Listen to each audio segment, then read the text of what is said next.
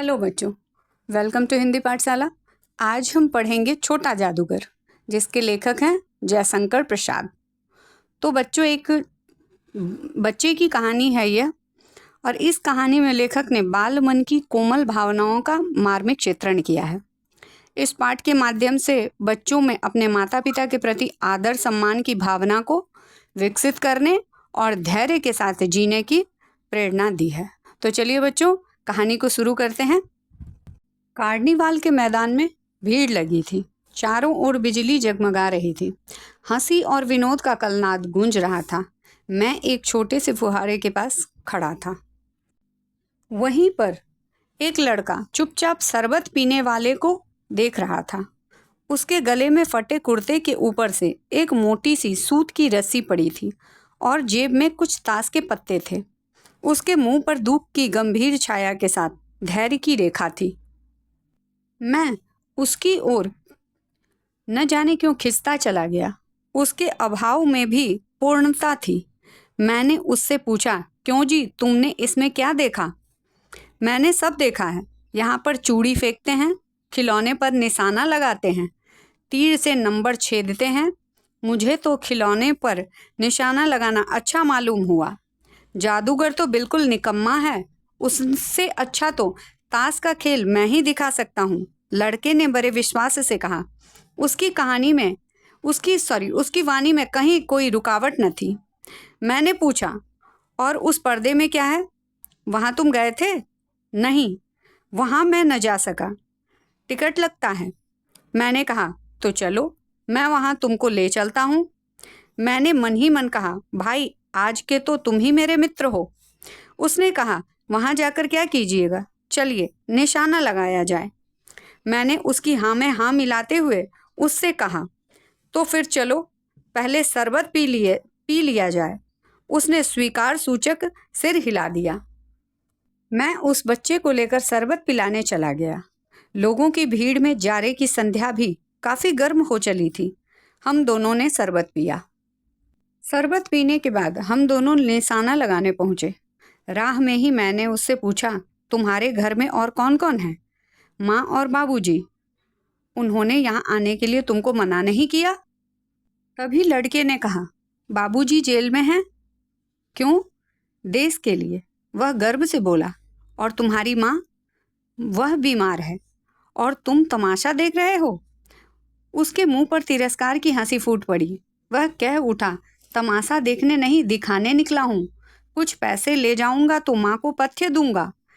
आपने मुझे शरबत न पिलाकर बस मेरा खेल देखकर मुझे कुछ दे दिया होता तो मुझे अधिक खुशी होती। मैं आश्चर्य से उस 13-14 वर्ष के लड़के का मुंह देखने लगा। हाँ, मैं सच कहता हूँ बाबूजी, माँ जी बीमार हैं, इसलिए मैं नहीं गया। कहाँ? जेल में। जब कुछ लोग खेल तमाशा देखते ही हैं तो क्यों न मैं उसे दिखाकर माँ की देखभाल करूं और अपना पेट भरूं। मैंने गहरी सांस ली। चारों ओर बिजली के लट्टू नाच रहे थे। व्यग्र मन से मैंने उससे कहा, अच्छा चलो निशाना लगाया जाए।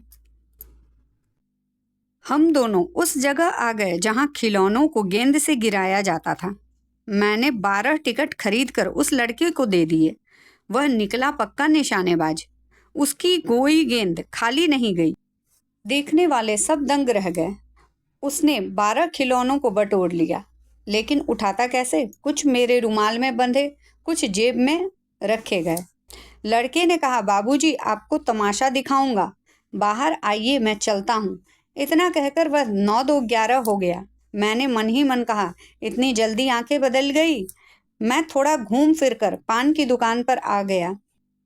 पान खाकर बड़ी देर तक इधर उधर टहलकर देखता रहा। झूले के पास लोगों का ऊपर नीचे आना देखने लगा। अचानक किसी ने ऊपर हिलडोल से पुकारा, बाबूजी। मैंने पूछा, कौन? मैं हूँ, छोटा जादूगर।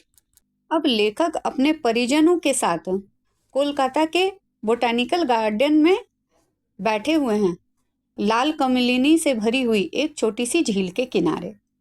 घने वृक्ष की छाया में वह मंडली के साथ बैठा हुआ जलपान कर रहा था। चर्चा हो रही थी। इतने में वहीं छोटा जादूगर दिखाई पड़ा। हाथ में 4 खाने की खादी का झोला, साफ जांघिया और आधी बाहों का कुर्ता।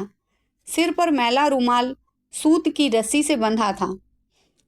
मस्तानी चाल से झूमता हुआ आकर मुझसे कहने लगा, बाबूजी नमस्ते, आज कहिए तो खेल दिखाऊं?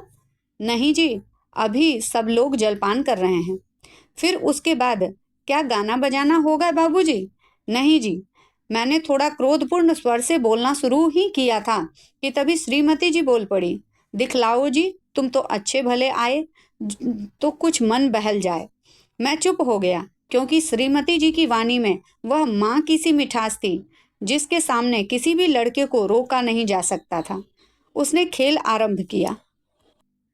उस दिन कार्निवाल में जीते गए सब खिलौने उसके खेल में अपना अभिनय करने लगे। भालू मनाने लगा, बिल्ली रूठने लगी, बंदर गुड़कने लगा, गुड़िया का ब्याह हुआ, गुड्डा वर काना निकला।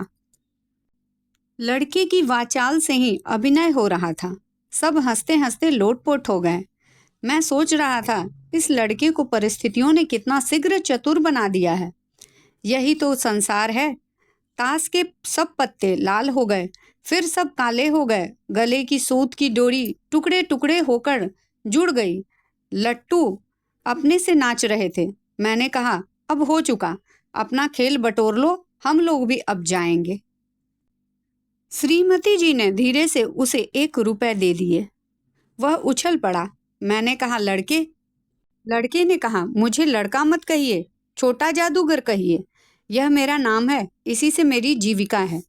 मैं कुछ बोलना ही चाहता था कि श्रीमती जी ने कहा, अच्छा तुम इस रुपए से क्या करोगे? श्रीमती जी के प्रश्न का लड़के ने उत्तर दिया, पहले तो मैं पेट भर कचौड़ी खाऊंगा, फिर एक सूती कंबल खरीदूंगा अपनी माँ के लिए। लेखक स्वयं पे क्रुद्ध हो रहे थे और वह सोच रहे थे, खुद को कोस रहे थे कि कितना स्वार्थी हूँ मैं। उसके 1 रुपए मिलने पर मैं इतना ईर्ष्या करने लगा उस लड़के से। वह नमस्कार करके चला गया। हम लोग लता कुंज देखने के लिए आगे बढ़े। उस छोटे से बनावटी जंगल में संध्या साए साए करने लगी। सूर्य की अंतिम किरणें वृक्ष की पत्तियों से विदाई ले रही थी। हम लोग धीरे धीरे मोटर में हावड़ा की ओर आ रहे थे। रह रहकर छोटा जादूगर स्मरण हो आता था।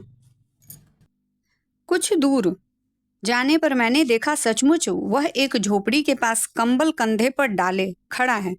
मैंने मोटर रोककर उससे पूछा, तुम यहाँ कैसे? लड़के ने उत्तर दिया, मेरी माँ यहीं पर अंदर बीमार पड़ी है, अस्पताल वालों ने अब उसे निकाल दिया है। मैं गाड़ी से उतर गया। उस झोपड़ी में जाकर देखा तो एक स्त्री चीथड़ों से लदी हुई कांप रही थी। छोटे जादूगर ने कम्बल ऊपर से डालकर उसके शरीर से चिपटते हुए कहा, माँ, मेरी आंखों में आंसू बह चले। बड़े दिन की छुट्टी बीत चली थी। मुझे अपने दफ्तर समय से पहुंचना था। कोलकाता से मन ऊब गया था। फिर भी चलते चलते एक बार उस उद्यान को देखने की इच्छा हुई।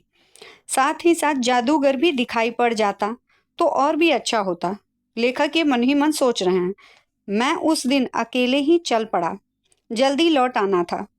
10 बज चुके थे। मैंने देखा कि निर्मल धूप में सड़क के किनारे एक कपड़े पर छोटे जादूगर का रंगमंच सजा था। मोटर रोककर मैं उतर गया। वहां बिल्ली रूठ गई थी, भालू मनाने चला था, ब्याह की तैयारी थी। यह सब होते हुए भी जादूगर की वाणी में वह प्रसन्नता नहीं थी। जब वह औरों को हंसाने की चेष्टा कर रहा था, तब जैसे स्वयं कांप जाता था, मानो उसका रोम रोम रो रहा हो। मैं आश्चर्य से देख रहा था।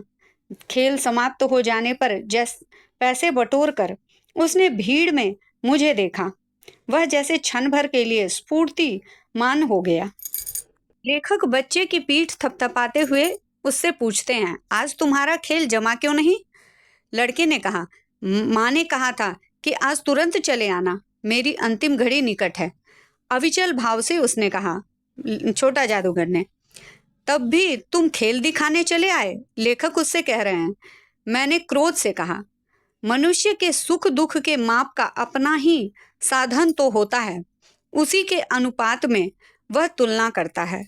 उसके मुंह पर फिर वही परिचित तिरस्कार की रेखा फूट पड़ी और उसने कहा, कैसे नहीं आता बाबूजी।